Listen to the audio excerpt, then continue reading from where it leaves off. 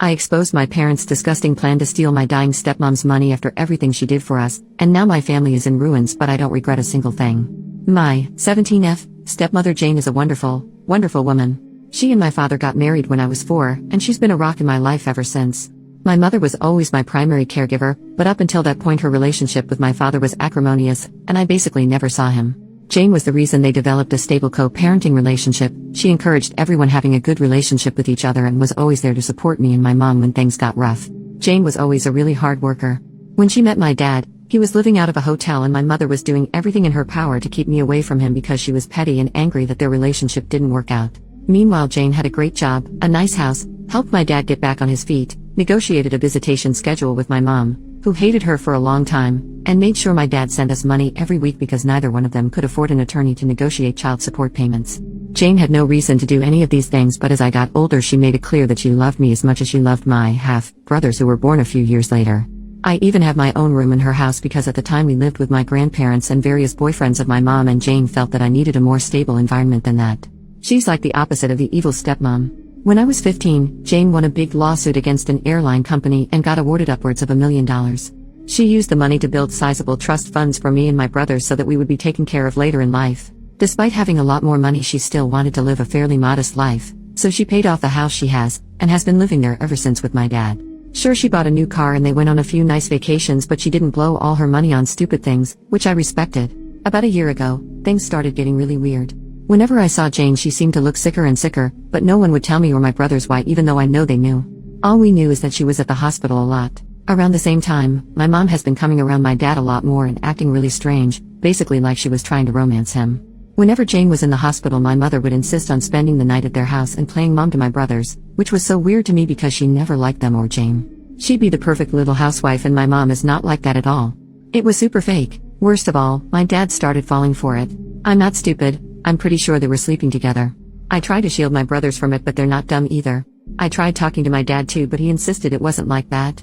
Then a few weeks ago, my mom started talking about all the places she'd like to visit, how she wanted a new car and was looking to invest. Which is weird because my mom has been a bartender her whole life and has lived paycheck to paycheck since before I was born. She was acting like she was about to get a lot of money, which started to make me really suspicious. Between Jane being sick and my mom acting all nouveau riche, I had a lot of questions. Finally I decided to visit Jane in the hospital and ask her about my trust fund. I found out that if anything happened to her, that my dad would inherit all the money including full control of the trust for me and my brothers. She asked me why I was so interested in the trust fund, so I told her what's going on with my parents and how my mom has been acting with my dad. I didn't want to, but after everything she did for me, she deserved the truth. It really hurt me to break her heart like that, especially once I found out that she was basically in hospice at this point because of irreversible kidney failure. She's only got a few more months. We both cried so much. Then, 2 days ago everything came to a head. My mom stormed in furious and started arguing with my dad. Apparently Jane met with her lawyer and changed the trust so that my dad would get nothing and all of the trusts would be controlled by my step-aunt. She demanded to know how Jane found out about their relationship, and I came out and told them that I told Jane everything.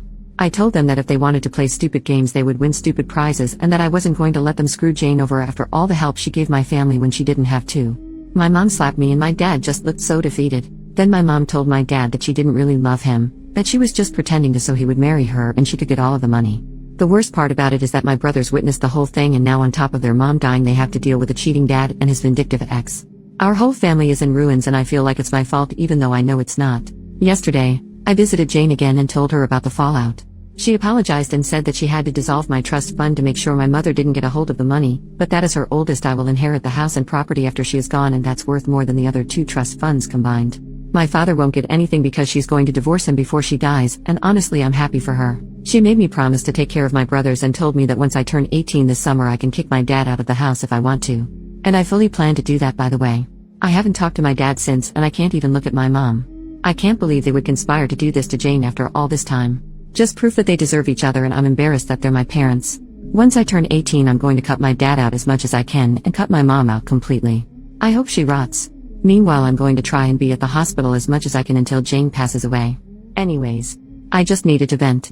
I'm really messed up about the whole thing and I feel super betrayed, although I can't even begin to imagine how Jane feels. I'm gonna be so messed up when she dies. I can't even think about that right now.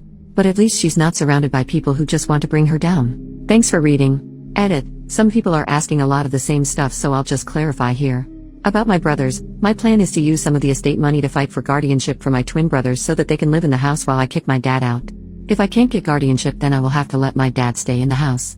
However, once I turn 18, I will technically be an adult, so even if my dad leaves, I'm still legally able to be responsible for them. The only thing I won't be able to do is stop him from taking them if he leaves. But they will be 18 in 6 years, so even if they do have to leave, they will always be able to come back whenever they want. In a perfect world, my dad would just leave and let my brothers stay with me, which I'm sure my bio mom would be very supportive of, because right now she hates all of us, and I doubt that will change anytime soon. The trust, from what I understand, my brothers will inherit 1/3 each of the estate, and the remaining 1/3 will be used to keep the house running until they turn 18. After that, it will be up to me if I want to keep the house or sell it. At that point, my brothers will still have money left in the trust, so they can branch out or do whatever they want. Otherwise, I will not sell the house and just pass it on to them, or keep it and maintain it myself, and they can just stay with me as long as they need to. Edit to the edit. So I just spoke to Jane, and she told me that the reason she dissolved the trust is because originally it was going to be split 3 times between us kids, and my dad would inherit the house. She dissolved my third and switched it over to make it to take care of the house maintenance, and instead put the house in my name so my dad wouldn't get it. Plus, by doing that, at least financially, I would be getting a much bigger share. The house is worth about 1.5 times the amount of my brother's trusts. I just wouldn't be able to do anything with it until my brothers are 18, which I'm totally cool with. Sorry if I don't have a better answer, but I'm just trying to translate what she told me. My parents. The big fight happened on Sunday, and I haven't spoken to either of my parents since. I think they're both at my mom's place right now, but that's fine with us because we're all still mad at them, so they can stay gone for all we care. I know technically that's not legal to just leave us alone, but I've been taking care of my brothers for over a year. I can handle a few days while he gets his crap together. Screw both of them. Hope that clears some stuff up. Additional information from OP on her parents, stepmom's health, trust funds. Why isn't Jane on dialysis? I don't remember the exact details, but Jane has a genetic condition where she gets cysts on her kidney. She already had a transplant a few years ago, but now she developed problems with her arteries or something in her legs, so she doesn't qualify for dialysis. She could get another transplant, but she doesn't want to because the last time was so traumatic, rejections, etc., so she decided to just let herself go onto maintenance medications to prolong her death until she gets her affairs in order. She has a few other health problems that make the typical treatments really dangerous, and according to her, she'd rather die surrounded by loved ones than on an operating table. Dissolving the trust fund, Jane told me she didn't technically have to do it, but she didn't trust my bio parents not to do something shady and get a hold of the money before I turn 18.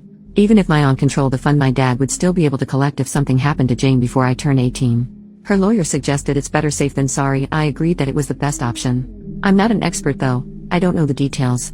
How my mom knew. Like I said before, I'm pretty sure Jane told my dad, who then told my mom, and that's how the argument started. I can't think of any other way, and I didn't really care enough to ask. Jane's thoughts on my mom. She didn't know my mom was doing all of that. My mom has her own place and would only come over whenever Jane was in the hospital for a few days at a time. I've been living with my dad for a little over a year, so he probably told Jane that my mom was there to spend time with me, if he told her at all. Besides, she didn't move in until a few months ago, which I guess is when they started hatching their plan. Jane never outright banned my mom from visiting, so there really wasn't anything she could do. The money in the house, the remainder of the money belonging to the estate that hasn't been put into trust for my brothers, is going to be used to maintain the house, utilities, taxes, etc., until my brothers are 18, and then I can either choose to sell the house or keep it and maintain it myself if I'm able to. I plan to go to school in that time and get a better job with the goal of keeping the house, but if I can't, then I have the option to sell it. Not that I will, but that's how it was explained to me. First update, 3 months later. Hi guys, it's me again. A lot of you asked me for an update on my situation with Jane and my family, so I've come back with a few things that have happened since I initially posted. I will try to organize this in a way that addresses the major points of last time. Jane is still alive and doing surprisingly well considering the circumstances. She's always been a fighter, and although her disease has been progressing, she's keeping a positive attitude with everything that is going on. She says she's grateful that she was able to see everyone's true colors before she passed, so she could go into the next life knowing the truth. We have become so unbelievably close in the past few months, and it's getting harder and harder to know that she's getting close to the end. She doesn't ever talk about it though, and I know it's because she doesn't want to hurt me, but we both know the situation, so we're just making the best of our time. I'm also not being completely transparent about all of the drama at home, but to be honest, I don't think she needs to hear all of that. We did end up having that surprise celebration of life that I planned. A lot more people showed up than I thought, but they all got an Airbnb near the hospital where Jane is, and we were able to take her out and spend some time at lake near the facility. It was super low-key, which I know Jane preferred, and I was even able to get her old college friend to come after I found him on LinkedIn lol.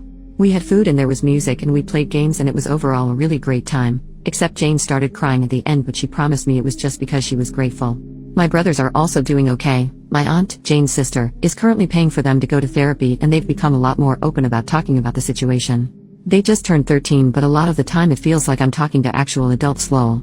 They become really independent lately, in a good way, and aside from me driving them places I don't really have to do much for them anymore.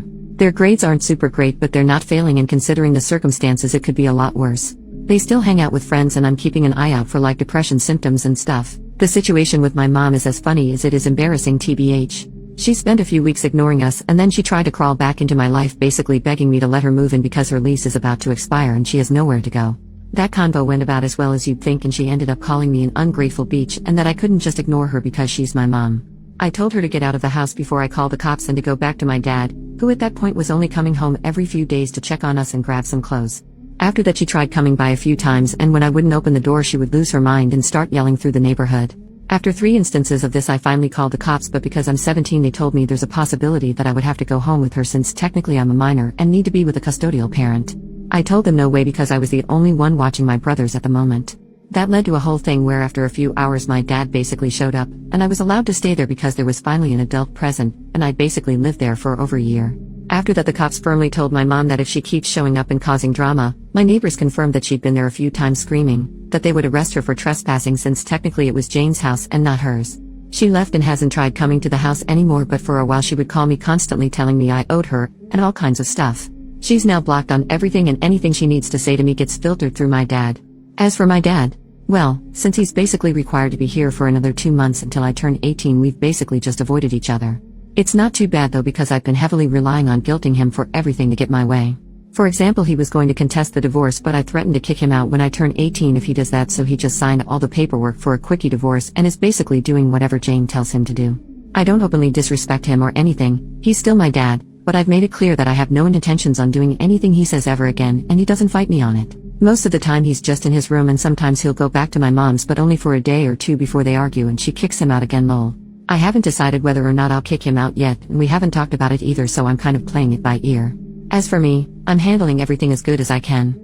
I found a new job where I make a little more money, so I've been focusing on saving as much as I can and just being there for my brothers. Between working in school and visiting Jane I've been so busy I haven't really had time to really stop and think about everything, but I know it'll come. One of my friends has really stepped up and helped me manage everything, and I'm super grateful to him for being there for me and my brothers, so we'll see how that goes. Anyways, I wish I had something more exciting to share, but that's what's happened since my last post. Thanks again for all the support on my last post. Final update, 7 months later. Hello everyone, it's me again. I've gotten quite a few messages in the past months asking for an update, so I'm going to post my final update here and hope that it's enough to answer the questions everyone has been asking. I'm sorry that it took so long to update, but a lot has been going on. As many of you may already assume, Jane passed away early fall of this year. It was very traumatic and sudden, but the silver lining is that she exceeded every doctor's expectation for her life, and when she did go, she was surrounded by family, including me, my brothers, and my dad. She was on palliative care and felt no pain except for a brief moment right at the end, and we are all very grateful for that. Towards the end Jane was physically pretty much done, but her mind was as sharp as ever. I took the advice of many of you here and recorded some voice notes for my brothers. I originally wanted to do video, but by the time we were able to do it we both decided they didn't need to remember her wrapped in tubes and in a hospital gown. She also wrote many letters for her friends, family, and even for me to open when I reached certain milestones. She gave me one to open right after she passed away, and while I won't share too many details I can say with absolute certainty that she is and forever will be who I consider my mother without question. It was very, very emotional for everyone, and although it has been a few months I am still very heartbroken about her no longer being with us. She was a kind, gentle woman, and in my heart she is everything I aspire to be. My brothers are obviously very hurt about our mom dying, but just like before they are taking it surprisingly well. They are still going to therapy both together and separately, and we have a lot of conversations whenever they feel like talking. We've always been close, but I feel like we're closer now. Even though I work we hang out as often as we can, and I'm doing everything I can to be the support that they need. They don't know it, but I definitely need them as much as they need me because they're the only ones I can really talk to about anything. Ironically, now that our family glue is gone, we're pulling together stronger than before. My dad and I mended the fences, so to speak. We went to a few therapy sessions together where he took full responsibility for his behavior, and I've forgiven him as much as I can, especially since he eventually started doing everything he could to be there for Jane at the end, even though they still went through with the divorce. He's still living with us and things are a little tense, but they're much better than before. He's my dad and I love him, but he was also broken by Jane's condition and he wasn't able to cope in a healthy manner. Her dying really brought some light into his eyes, so to speak, and now he's really stepping up to be the man he was supposed to be. A lot of people commented saying too little too late, but again, he's my dad and for my own mental health I have chosen to forgive him. As far as I know, my bio mom pretty much vanished off the face of the earth when I turned 18. She tried a few times to convince me to let her live with us, but I wasn't having any of it. Even my dad told her he's officially done, and after we all blocked her on everything, she stopped reaching out. She doesn't have any relatives who talk to her, so I don't have to worry about that, but I did hear from people who follow her on Facebook that she has a new boyfriend that she's living with. I don't want to stalk her or anything, I really don't care. She hasn't come to me with any kind of apology, so to be honest, she can get bent. It's a little hard for me to think that she'd just walk away the second I turned legal just because she didn't get any of Jane's money, but oh well, true colors and all that. Guess 18 years was too long to pretend to care. I'm just so angry with her, I don't want anything to do with her anymore. Maybe that will change one day, but I'm not holding my breath. As for me, I'm doing pretty okay. I decided to take a year before I start college to handle all of this bull crap, and I'm still at my same job, so I'm saving up money wherever I can. My friends have all been great supporters, and I'm so grateful for everyone, especially you Reddit folks, who have been checking in on me and making sure I'm okay. I'm taking things one day at a time, and that's been working great to keep me focused. My goal is to go to college next year and study journalism, but I'm playing it by ear. I can always go back to school, but right now my family needs me, and if that takes longer than a year, then so be it. Thank you everyone, this will be my last update, and I very much appreciate all the love and support you've shown our family.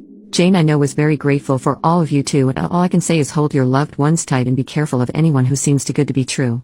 Much love and blessings to you all.